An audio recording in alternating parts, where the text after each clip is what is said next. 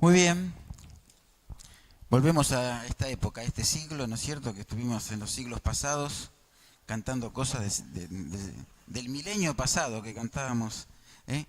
Algunos cuando éramos muy jovencitos. Y qué lindo es, cómo uno va recordando siempre aquellas canciones que canta cuando era joven. Algo que uno siempre lo sorprende, aquellos que fuimos alguna vez a la cárcel, es que muchos que tienen interés en volver a escuchar el Evangelio, lo escucharon de chicos y recuerdan las canciones. ¿eh? Son delincuentes, pero las canciones recuerdan. Y algo le quedó y por eso en ese momento de necesidad quieren volver a escuchar algo, algo del Señor y nos hace bien.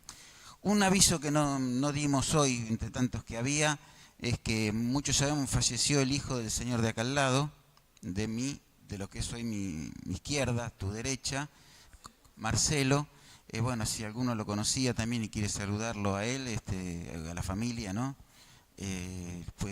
Puede hacerlo. Algunos pudieron ir el mismo jueves a la noche, otros fuimos el viernes cuando lo llevaron al cementerio. Y bueno, es un testimonio, porque el hombre estaba preocupado porque no había avisado acá. Dice, estaba tan angustiado que me sentí mal que no les avisé. Bueno, son cosas que también uno en ese momento piensa en otras cosas, ¿no es cierto?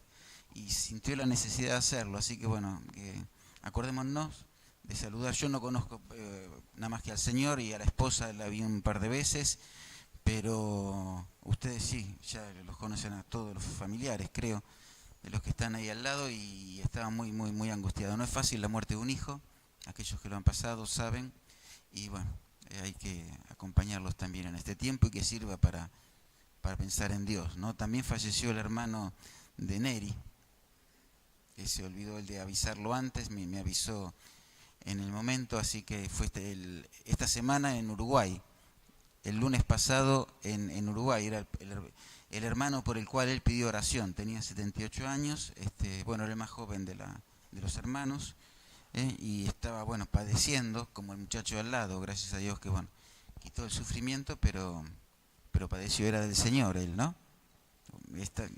Claro, por lo que habías dicho, bueno, parece que sí. Oremos por la familia, ¿no?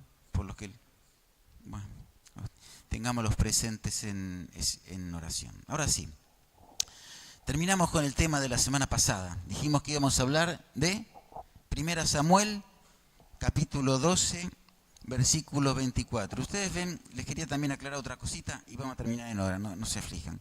Este tiempo casi no usamos Power. Como estamos filmando, es un tema. Después lo vamos a coordinar bien, hacerlo para que también tengamos nosotros la posibilidad de tener Power, si no queda como muy cortado y a mí me siento incómodo. ¿No es cierto? Es un poco difícil. Vamos a ver cómo le encontramos la vuelta.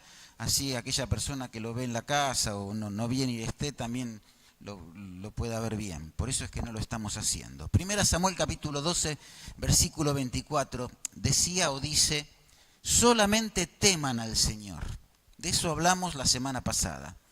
Y sírvanle en verdad con todo su corazón, pues han visto cuán grandes cosas ha hecho por ustedes. Cuando dimos el texto el año pasado, hablamos de las, ni lo recordarán, pero hablamos de las grandes cosas que había hecho por nosotros. La semana pasada, de solamente temer al Señor. Hoy vamos a hablar de servir en verdad y con todo su corazón. Ustedes fíjense en la Biblia que tiene ahí, y yo se lo voy a leer la frase esta, sírvanle en verdad con todo su corazón en otras versiones. En la NBI, la Biblia de Jerusalén, dice, servirle fielmente y de todo corazón.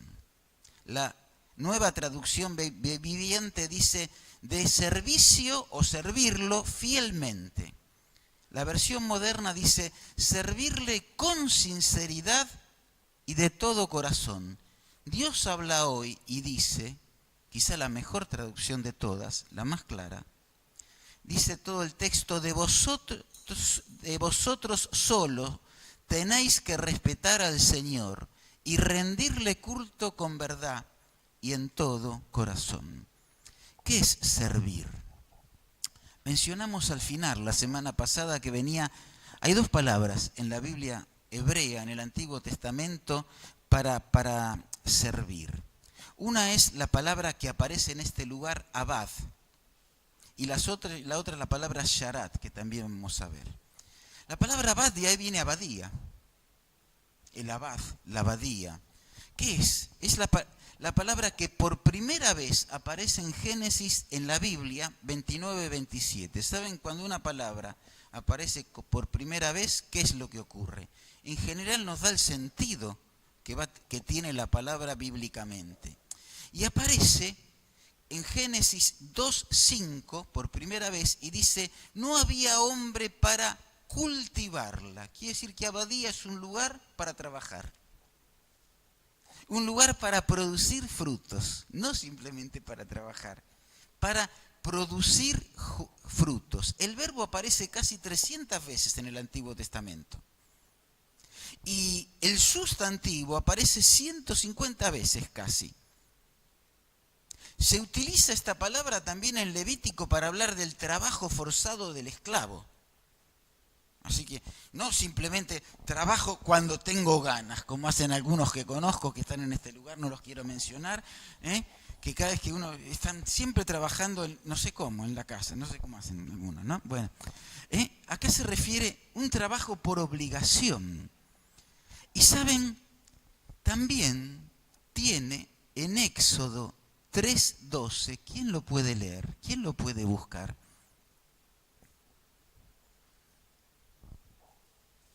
Otro sentido, que vamos a leer.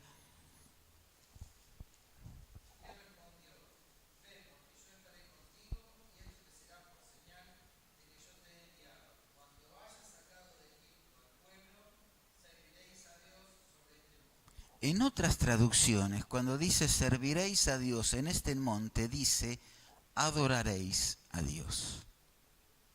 ¿Por qué? En otra traducción dice le rendirán culto a Dios. En otra traducción dice sí, simplemente serviráis. Pero ¿por qué es el cambio de la palabra? Porque acá está hablando de algo interesante. El verbo servir tiene que ver con adorar. ¿Cómo lo vemos esto? ¿Cómo podemos decir que servir tiene que ver con adorar? Yo le voy a leer algunos textos, no lo busquen, para darnos cuenta. Miren, en Éxodo 5 dice, el Dios de los hebreos nos ha encontrado. Le está hablando a Faraón, Moisés. Después, si quieren, le doy el apunte. Iremos por camino de 3 días en el desierto y ofreceremos sacrificios a Dios. Esta palabra ofreceremos sacrificios es la palabra servir. Y serviremos a Dios, a Jehová nuestro Dios. En Éxodo 10:24 sigue hablando con Faraón y dice, entonces Faraón hizo llamar a Moisés y dijo, id y servir. La misma palabra que ahí antes se traduce sacrificio. En Éxodo 10:25 la misma palabra se traduce, tú también nos darás sacrificios y holocaustos. Está hablando Moisés con Faraón. Y utiliza la misma palabra. En 26 la traduce por servir.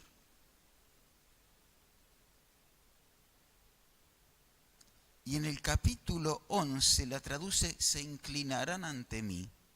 Y está hablando de adorar y está utilizando la palabra servir. Servir, adorar y ofrecer son sinónimos.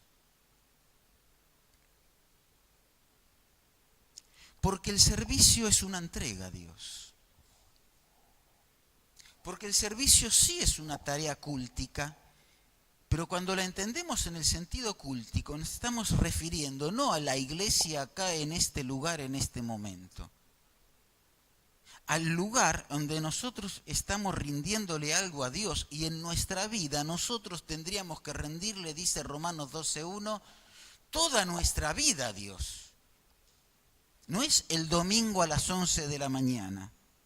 Es el lunes a las 8 de la mañana cuando nos despertemos, no quiero problemas, cuando nos despertemos. Es el martes a las 6 de la tarde cuando volvamos del trabajo. Es el lunes, el martes y el miércoles cuando yo estoy con mamá, con papá o con mis amigos en un aula. ¿Por qué? Porque culto tiene que ver con actividad pública, visible a Dios, y culto es toda nuestra vida a Dios. Por eso Romanos dice que presentemos 12:1 nuestra vida en sacrificio vivo, santo a Dios, que es, ¿qué? ¿Quién lo sabe de memoria? Vuestro culto racional, ¿no es cierto?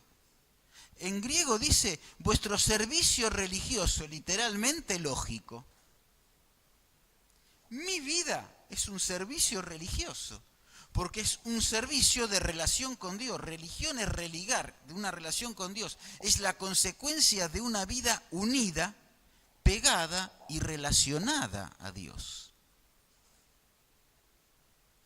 Por eso, cuando nosotros vemos esto, entendemos que servir, adorar y ofrecer es lo mismo. Cuando estamos adorando a Dios, estamos sirviendo, dándole lo que Él merece, dándole el trabajo. La palabra abad significa trabajar, significa cultivar, significa servir, significa adorar, significa ofrecer. Y en el Antiguo Testamento siempre está unida a otras palabras. En Deuteronomio 6, a temer.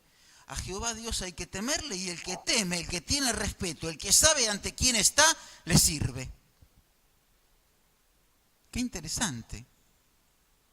Y dice el Salmo 100, dice, servir a Dios, y es la palabra abad, servirle con alegría.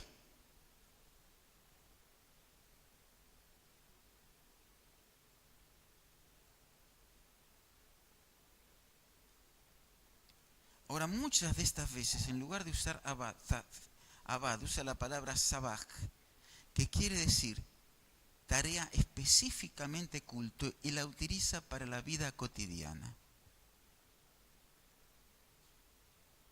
En Números 3, te invito a mirarlo.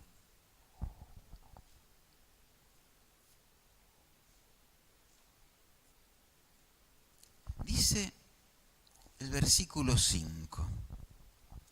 Y Jehová habló a Moisés diciendo: haz que se acerque la tribu de Leví, y hazla estar delante del sacerdote Aarón. Es como que vos y yo nos tenemos que poner delante de Cristo. Aarón era un tipo de Cristo. Para que le sirvan, Sharat, para que ministren, para que adoren, para que trabajen. Así que cuando uno está delante de Dios, siempre es con propósito. Siempre es con propósito.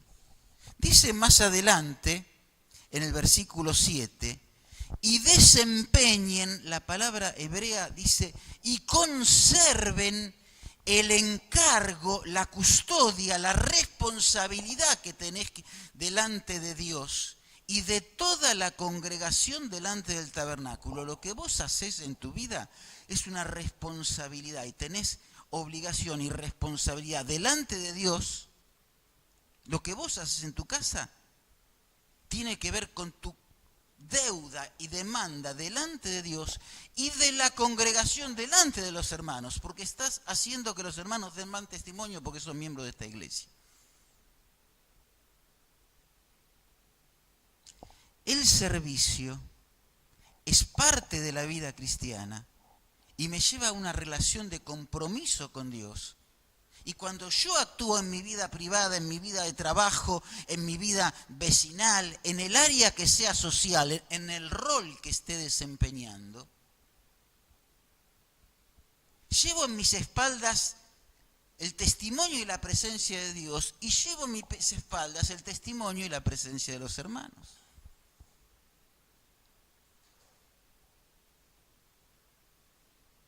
Dice en el versículo 8 de Números 3, y guarden, conserven, está diciendo ahí, todos los utensilios de reunión y todo lo encargado a ellos por los hijos de Israel, y ministren, abad, sirvan en el servicio, la misma palabra, ¿no?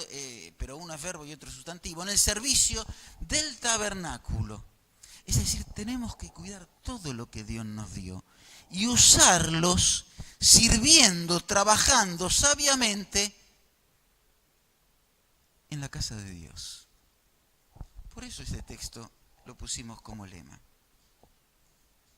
porque solamente me pide eso. Quiere decir que a mí me queda esto por hacer y tengo que saber que a Dios lo tengo que tener en la justa medida, conocer, temerle, respetarle, saber ante quién estoy. Y a consecuencia de ello, tengo que servirle.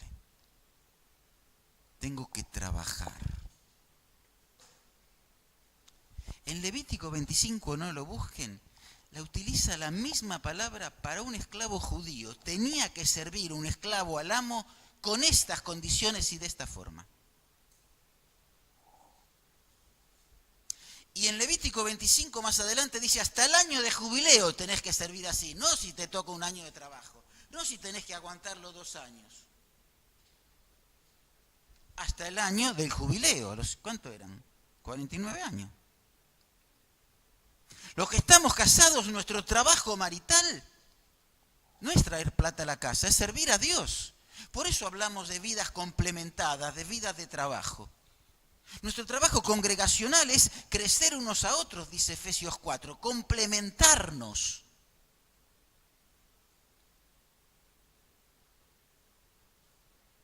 En Números 4 utiliza la misma palabra, dice, todo lo que se hace tiene que ser para servir así. Nosotros nos gusta dividir temáticamente las cosas. Esto es otra. Y Dios no divide. A vos no te mira el domingo en la iglesia, a vos te mira. Y la demanda de la cual Él te va a pedir cuentas por tu vida no es por el domingo a las 11 o por el jueves a las 7 de la tarde. Es por cómo enfrentás y asumís cada uno de los roles y, si querés ponerle el nombre bíblico, servicios que tenés que realizar, trabajos, tareas, responsabilidades que tenés que realizar. ¿Por qué tenemos que hacer esto? Primero, en Deuteronomio 10 dice que es un mandamiento de Dios. En Mateo 20 dice que en Mateo 20, 28 dice que Jesús lo hizo así. Y a nosotros que nos gusta hablar de que queremos a Dios y todo, en Gálatas 5:13 saben lo que dice, que le tenemos que hacer porque amamos a Dios. Alguien que ama al otro lo sirve. Hoy los mayores problemas que hay en las relaciones maritales, en las relaciones familiares, es que vivimos en una sociedad donde el amor es demandante. Lo que me dan, lo que siento, lo que recibo, ella no me da, él no me da. Y creemos que eso alcanza para Dios.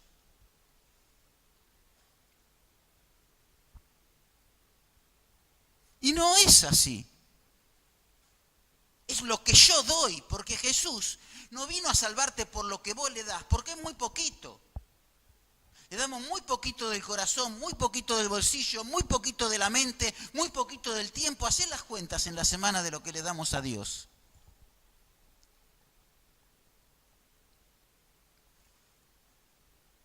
Él vino a hacerlo porque te amó, te sirvió. Amar es servir en el término bíblico.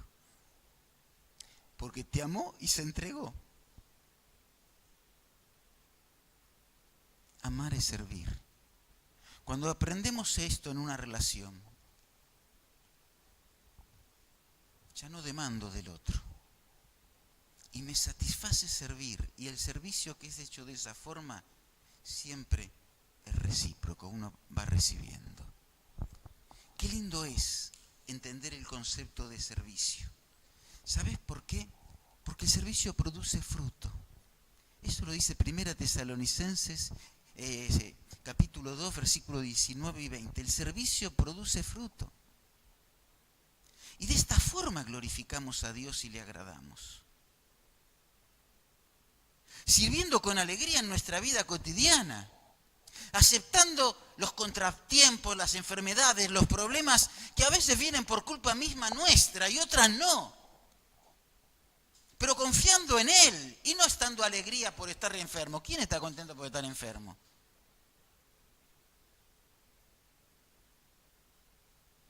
Pero estar confiados porque estamos con Él. Y a través de esa enfermedad quizás podés servir a Dios. Y quizás podés glorificarle.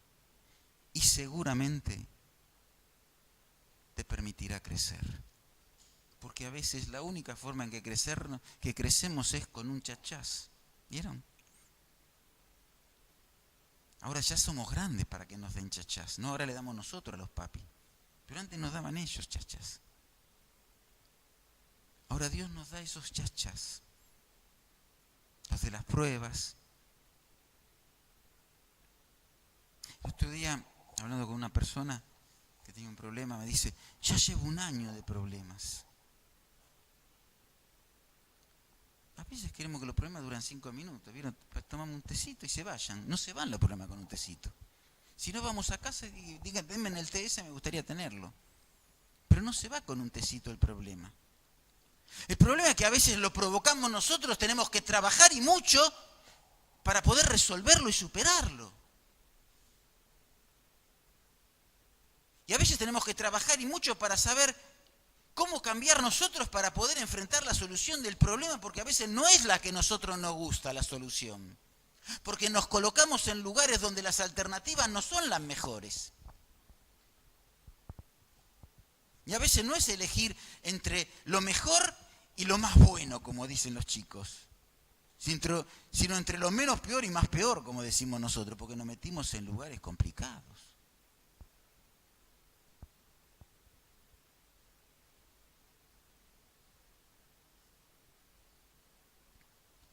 Por eso la Biblia habla del servicio como una entrega y lo llama un sacrificio. En Romanos 12:1 dice que nuestra vida tiene que ser un sacrificio viviente. Cada actividad que das tenés que ponerla en la presencia de Dios. Que cuando vos alabás a Dios, el momento que lo haces en tu casa o en la iglesia, dice Hebreos 13:15, estás sacrificando, es un sacrificio, es una entrega a Dios. Es algo que vos sacás de tu corazón, de tu mente, de tu alma y se lo diste a Dios. Eso es sacrificio, es algo que arrancás de vos y se lo pones a Dios. Cuando ayudás al otro, que arrancás el bolsillo, arrancás el tiempo, arrancás el dedo en el teléfono para ocuparle un momento para el otro, estás sacrificando, dice Dios. Eso lo dice Hebreos 13:16. Cuando abrís el bolsillo estás sacrificando. Ese es el que más duele a veces, ¿no? El servicio en la iglesia es un sacrificio a Dios.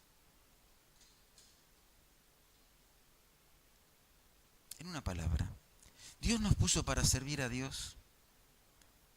Eso lo dice 1 Pedro 4:11.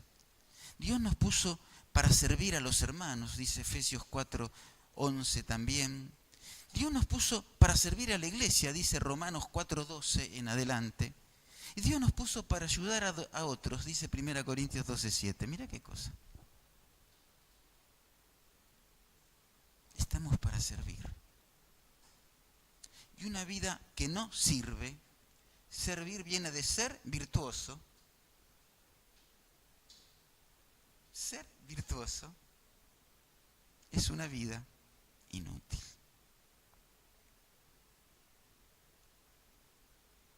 Ahora, ¿cómo hay que servirle? Hay que servirle de verdad. La palabra emet, ahí es verdad, dice ciertamente.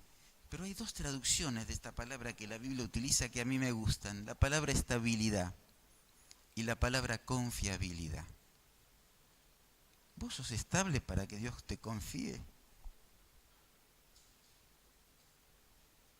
¿Vos sos confiable para que Dios te use? Servirle de verdad, establemente, confiablemente. Para eso hay que crecer.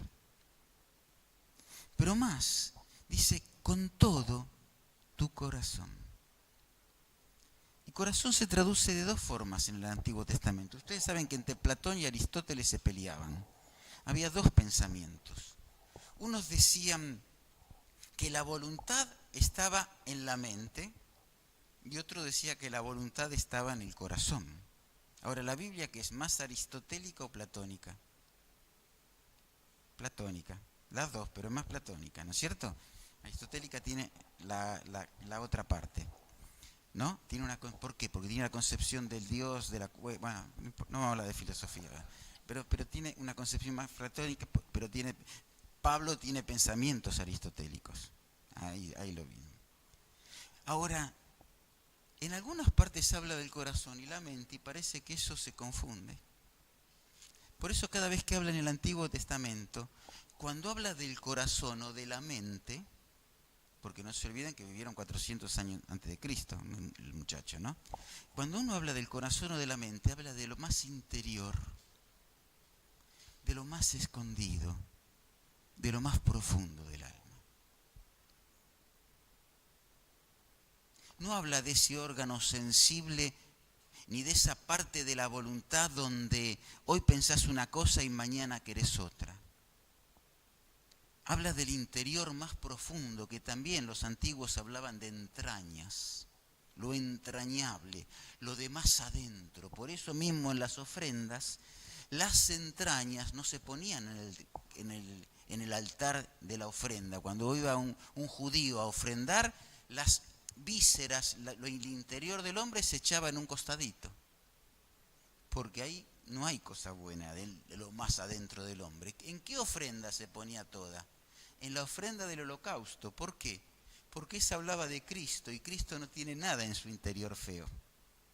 Aún la entraña, lo más profundo, lo más íntimo de Dios es perfecto y limpio y Dios lo toma.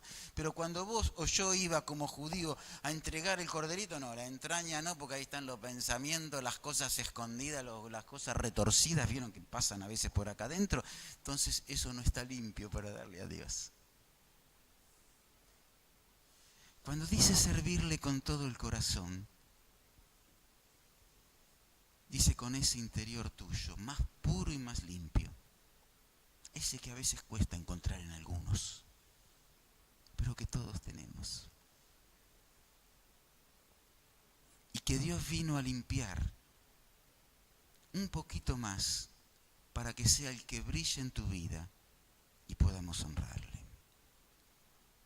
Que realmente podamos comprender el valor de este texto. Y solamente como consecuencia de la realidad en donde estamos, como decíamos la semana pasada, temiendo y sabiendo ante quién estamos, respetando que nuestra vida está delante de Él, podamos asumir cada uno de los roles que tenemos en nuestra vida, confiable y establemente, con lo más puro y más limpio que hay en nuestro ser, porque entonces estaremos glorificando a Dios, porque entonces estaremos glorificando a los hermanos y porque entonces todos juntos estaremos siendo bendecidos. Que Dios te bendiga en esta semana y podamos trabajar en aquellas áreas de nuestra vida que hasta ahora descuidamos y empezar a cuidarlas tanto como las otras, porque es la única forma en que Dios va a estar satisfecho y en que tendremos vidas de bendición. Nos ponemos de pie y terminamos con una oración.